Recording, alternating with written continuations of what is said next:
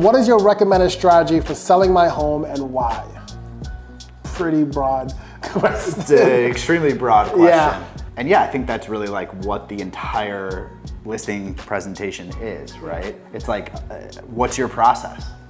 And I think that most agents or a good agent should have a pretty detailed process of how we get from us sitting here today to you moving out, getting that money in your bank account. That part of it, I think, is just like basically what they're saying is, what's your process? How are you gonna bring this to market? How are you gonna get this in front of the right people? How are you gonna get people through the door? How are you gonna get an offer? How are you gonna negotiate? How are you gonna get me through? I think I agree with all of that. I think when I looked at that question, my thought process was explaining the things that I'm doing is your strategy. Because I feel like sometimes it's, you just take pictures and list the property. No, you have to take high definition photos. No, you have to actually do a video walkthrough. You have to do a floor plan. Like, those are all strategies. Those are just the things we're doing. Why? When you're looking on sites like Zillow and Trulia, it's pretty much geared towards looking pretty. So if you have the nicest looking things, it's going to look better against all the other things you're going against. If you have a floor plan, that buyer could already, by the time they get there, start thinking about where they want to put stuff. So they're not focusing it on, this door was a lot further away from No, they're going, I know exactly where everything should be. And they're actually coming to see if they like the actual home, not to figure out if their couch that they bought 5 years ago could fit in the living room. Right. Because that's what I see so much, where I have clients that do that, which is fine. Like, you're buying a house, like, you should be concerned about that. But the reason why they're concerned about it, because there was just no floor plan. Yeah. Like, that's a strategy to help sell your home better. Pricing, when we go back and forth of, I want to list my home for this price. It's not just a price, it's a strategy. This price will get X amount of people in, this price will get X amount of people in. What I always say is, price at the end of the day is our best marketing tool. You know, you would think most agents know, okay, let's get professional photos. You would think most agents say, okay, let's get a floor plan. A lot of them don't.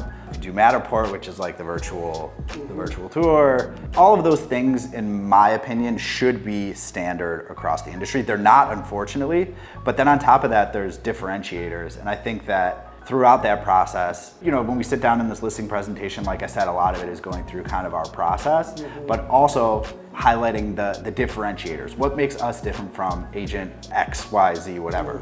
I think that there are things that most agents do, and then there's things that agents that go above and beyond do. So, you know, I think pretty much anyone with a license can figure out how to get photos. A lot of times, I mean, you would think, but a lot of times they don't. But I feel like the bare minimum is like, get good photos, get a video, get a floor plan, get it on the MLS, do open houses, get people through the door. Like, all that stuff I think is kind of expected at this point, but highlighting the things that you do that might be different from other agents. Like, okay, you're gonna do an open house. What kind of email blast are you sending? Are you gonna call the neighbors in the area and let them know? Are you gonna maybe introduce yourself to the neighbors and say, hey, I'm listing the house down the street? Like, all these little things, I think it's very important to highlight those when talking to a seller, to show them that, like, hey, I'm not just taking iPhone photos, putting it up and crossing my fingers, hope that we get.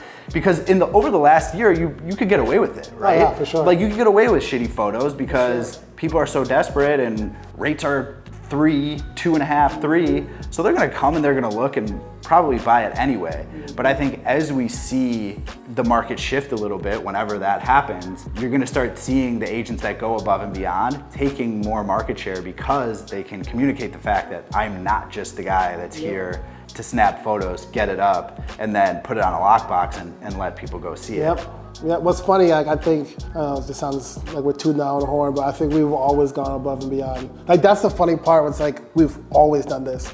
We've always done it this way. Good market, bad market, this is a process. You have to, because the second that you don't do those things, you know, like, you sit back and that becomes the norm. And then when it's time to go do those things, you're like, oh yeah, I forgot, I gotta send out this flyer or this email blast or whatever it is, because you didn't have to do it 6 months ago. So I think you have to treat every deal the same, regardless of the market, regardless of the price point. You have to do all those things to check the boxes, because it's our job. That's what we get paid for. I agree. I keep saying these things that sound like I love talking about myself, but I do. The other thing I think that helps market the home is the agent. Yeah, of course.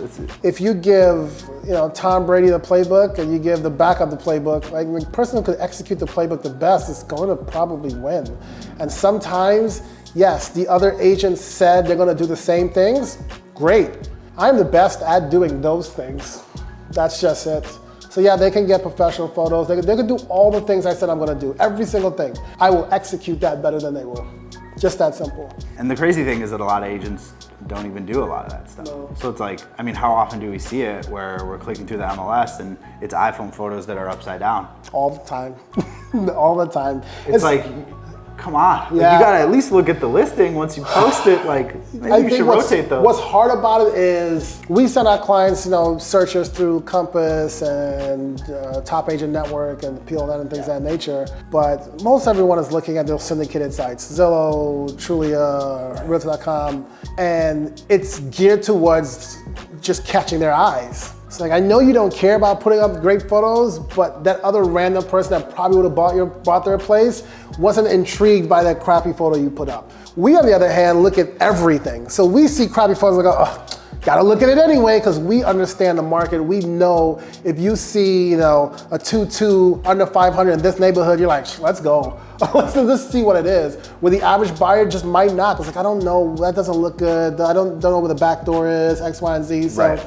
I think there's a lot that goes into it, that just in putting up great photos, but I think the agent is also part of the marketing. Yeah, and outside of that too, it comes down to presentation of the actual property, like when you're on a showing. The agent. Oh my God, this is turning into like a complaint thing. This is not what we want to do. But going to a showing and you not knowing, I get it. If it's day one, I get it. I've been in that situation. Day one, I'm like, oh man, let me figure out the HOA. I'm still waiting to hear back from blah, blah, blah. But if we're on day 30 and you can't tell me the reserves. Or if you're just not there. Just don't show up. Right. And here's my thing, I get it. We can't be everywhere at one time. And if that's the case, you should have all the information. If you're not gonna be there, I get it. Everyone's got kids and family and different clients they're working with, I get it. Hey, can I get this, and this? Yeah, we don't have the information for any of those things. Well, and it's also like the ability to read people and to present the property in a way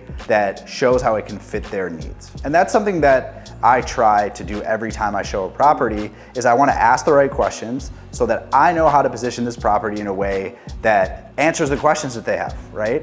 Because I know that if we walk in and I know they have 2 kids and 2 dogs and they want a yard and they want to be close to the dog park and they need X amount of bedrooms upstairs, I can position the property in a way that makes it work for them. Or maybe I can't. Even if there's things that, because I feel like the average buyer doesn't have the imagination. And we do, because we've seen thousands of properties. So they might not understand that changing carpet in this bedroom isn't a hassle, or adding a closet door here or changing the way this door, no, that's doable. It's very doable. Oh, that backsplash, you do realize this is X amount. Like, oh yeah, I didn't realize that. Or they might feel as if a closet's too small. You realize, well, this room is 19 feet. You could bring, oh yeah, I didn't think about that. Right. Like, we're able to make it work for that person. And this is why Chat GPT would never replace us, because you need that human component. Right. You need that human component to go,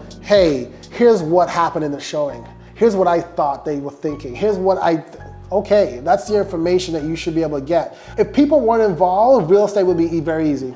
There'll be no emotion. It'd be so easy. It's worth this, pay this. But people pay over, people sell for less. Like, there's things that are happening that are outside of our control. That's like when clients say, hey JP, this place sold for 25K less. Why do you think that?